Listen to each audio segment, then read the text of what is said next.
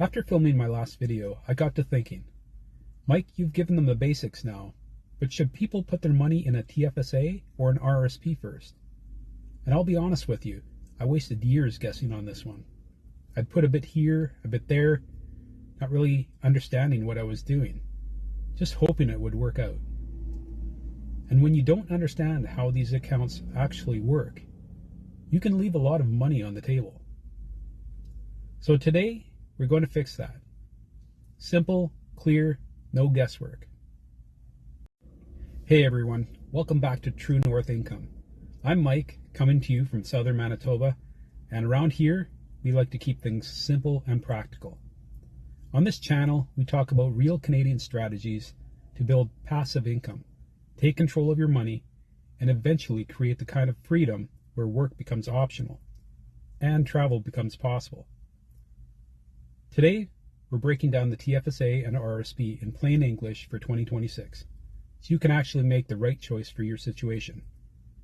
No complicated jargon, no big city finance talk, just what we actually need to know.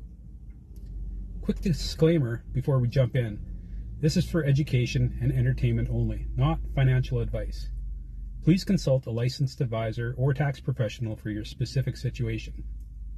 Numbers are current as of 2026. All right, let's dig in. Let's start with the basics, because this is where most of us get tripped up. The TFSA and an RRSP are not investments themselves.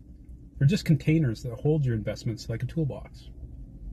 Now here's the simplest way to understand the difference. TFSA, you pay tax on your money now. But once it's inside the account, it grows tax-free. And when you take it out later, you pay zero tax. For an RRSP, you get a tax break now when you put the money in. It grows tax-deferred, but when you take it out later, you pay tax on it.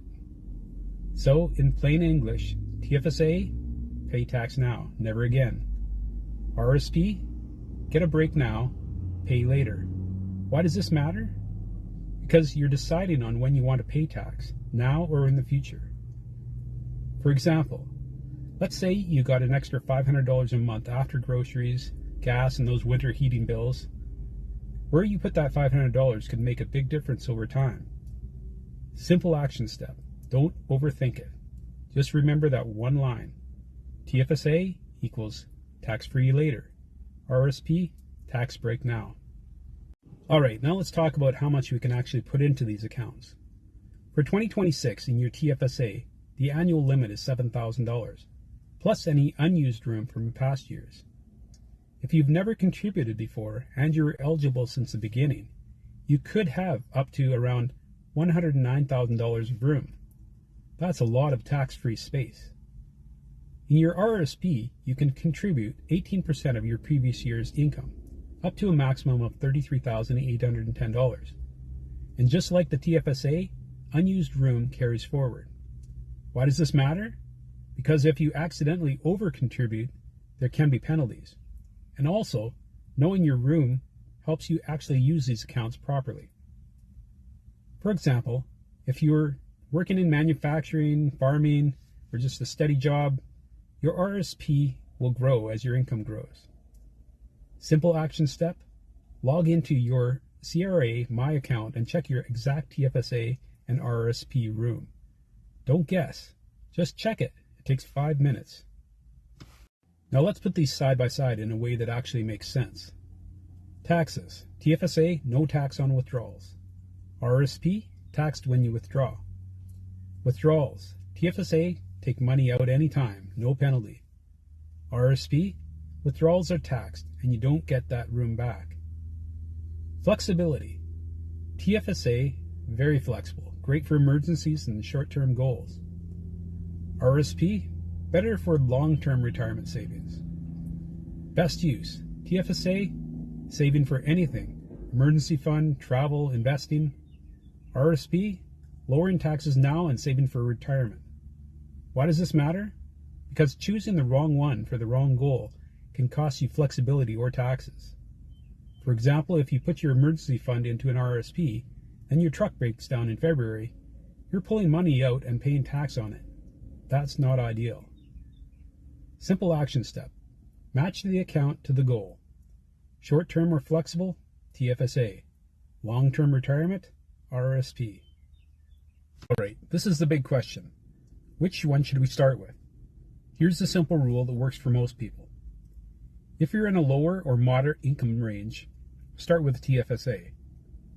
If you're in a higher income bracket now and expect to be lower in retirement, consider an RRSP first. Let's make this real. For example, young family in southern Manitoba, you've got kids, mortgage, daycare, rising grocery bills. Your income is decent, but things are tight some months. Try TFSA first. Why? Flexibility. You can access that money if life happens. Example 2, mid to high income earner. Let's say you're making strong income in a trade, management, or running a business. RRSP can make sense. Why? You get a tax break now, which can be pretty significant. Example 3. If you're nearing retirement, you've built up some savings, maybe your mortgage is paid down. Often a mix of both makes sense. But RRSP withdrawals will be coming soon, so planning matters more here. Why does this matter? Because the best choice isn't the same for everyone. It depends on your income, your goals, and your stage of life. Simple action step. If you're unsure, start with a TFSA. It's the safest, most flexible option for most Canadians starting out. I had to keep this really simple. For most of us here in Manitoba, especially starting out, I'd say start with your TFSA. Build that habit, build that flexibility. Then, as your income grows, you can layer in the RRSP for tax savings. Simple action step. Check your CRA account. Open a TFSA if you don't have one, and start small, even $100 a month. Consistency beats perfection every time. This is exactly why I started True North Income, because no one sat me down and explained this stuff in plain English. I had to figure it out through mistakes, and honestly, it cost me time and money, and I don't want that for us. Getting these accounts right, your TFSA, RRSP, this is how regular prairie folks build real wealth over time. Not overnight, not with get-rich-quick schemes, just steady, consistent progress. And that's what leads us to options. Options to work less, to stress less, and maybe even travel a bit more without worrying about the next paycheck. If this cleared things up for you, go ahead and hit that like button. Subscribe for more simple Canadian money tips every week. And I'd love to hear from you. Drop a comment below. Are you leaning towards a TFSA or RRSP right now? I read every single comment. And just to wrap up, remember, this is education and entertainment only, not financial advice. Always talk to a licensed advisor. Thanks for watching, and we'll see you in the next one.